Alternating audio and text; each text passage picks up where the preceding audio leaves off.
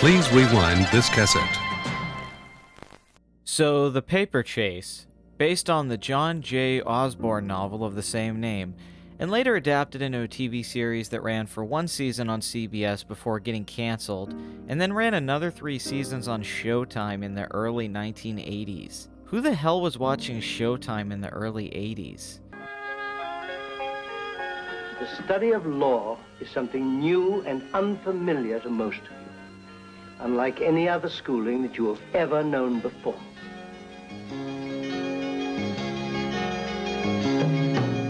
First years are hard years, much more than we know. With good friends to love us, we'll feel every blow. Stay open to all things, unknown and new. And one day, we'll all say, hey, look, we've come through.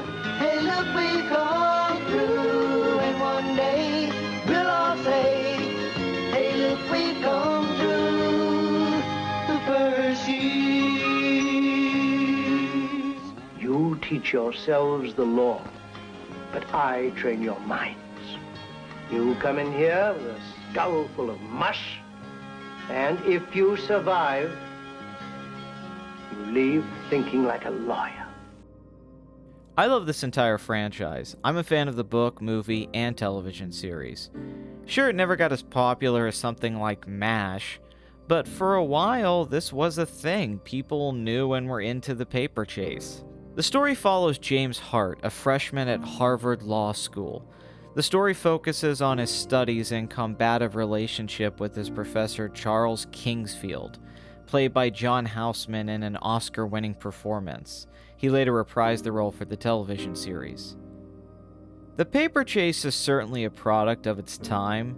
The movie is no Social Network, but I've always loved it, and I find it to be a completely riveting, engaging, and satisfying experience. I guess I just like the world. This really does give you the feeling of being in a classroom at a competitive level. Directed by the very talented James Bridges, who went on to make good movies like The China Syndrome and Urban Cowboy, The Paper Chase tells its story with that classic 70s slow burn. There's really no rush to get anywhere in this movie. We get a lot of banter, study sessions, a few parties, and of course in the standout scenes, the Kingsfield classroom. This is where Bridges makes the most of his material. All of the Kingsfield scenes are classics, and there's a real cinematic flair that I don't think has been captured in many college movies since. The movie feels huge in these moments. Timothy Bottoms plays our lead Hart, in a performance I think is just as good as his work in The Last Picture Show, if not better. This is a very underrated performance. I dig the mustache. I dig the way that he goes swimming after getting yelled at in class. I like the way that he's so clearly brilliant and also young and insecure at the same time.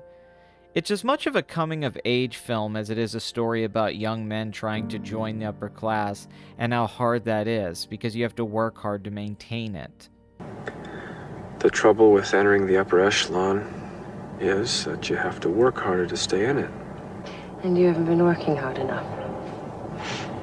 I haven't been working hard enough since I've been seeing so much of you. I like all the scenes with the study group. Every character is well-defined, funny, and it gives this movie a lot of levity. There's one guy that keeps calling them a pimp as an insult. I don't know if that was an insult at one point to call a guy a pimp. This isn't a movie about partying, getting drunk or high. It's all about getting good grades. There's something so entertaining about watching these guys struggle to reach a standard that seems absolutely impossible. This is also a very calming movie, perfect to watch on Sunday morning.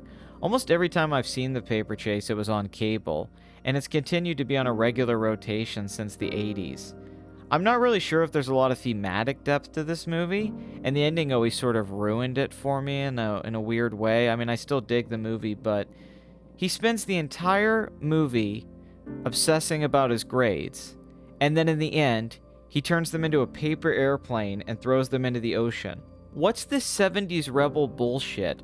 Oh wow, I worked my ass off all year and I got an A, but I'm too cool to look at that, so fuck it, they don't matter anymore. There's a girl on the beach and I'm just gonna throw them into the air. Like, this is This is just ridiculous. I get that it's part of the counterculture at the time, but it doesn't really fit the movie. It feels like an ending to another movie. Like, this isn't Easy Rider, this isn't Two-Lane Blacktop. The Paper Chase is about people who strive to exceed in academia.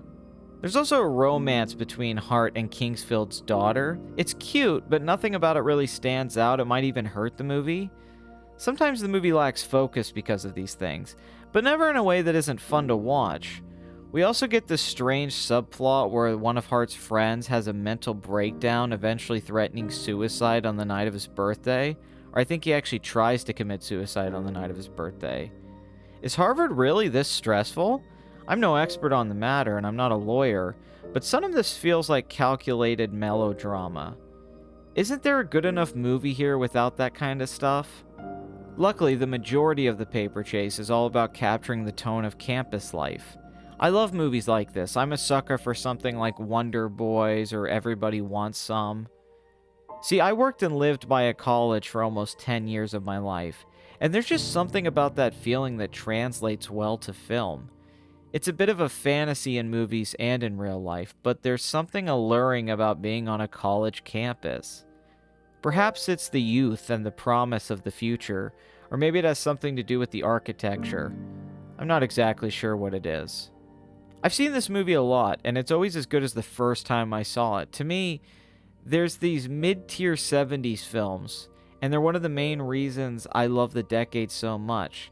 There's a quality to them that doesn't exist in modern Hollywood movies. Most of this stuff has been relegated to television or streaming services. What happened to stories made for adults? The 70s is filled with so many of these solid little 8 out of 10 movies. The Paper Chase isn't the best one by a long shot, but I wanted to use it as an example of the kind of film that suits my taste personally. I watched so many movies like this as a teenager that I was a bit spoiled going into adulthood, thinking this is what cinema was. Handsome production values, good performances, well-written dialogue. Little did I know that this kind of thing wasn't to be the norm in my life. Sort of similar to Whiplash in a way, I guess, The Paper Chase takes a military school setting and places it in an unlikely venue. Who knew law school could be so damn exciting? This should be the most boring and dry story possible. But to me at least, and I think a lot of people, it actually makes you want to challenge yourself and learn. What's so bad about that? It's smart, it's well made, and predictable in all the ways that make cinema such a familiar and comforting experience to us. I think The Paper Chase is just good enough to earn its classic status. And a film, if you're really trying to watch something from the 70s that's unique and a little bit different, but also very much of its time, this is a fine film to put into your rotation, and I think just that perfect middle movie to put in this series. So give it a watch.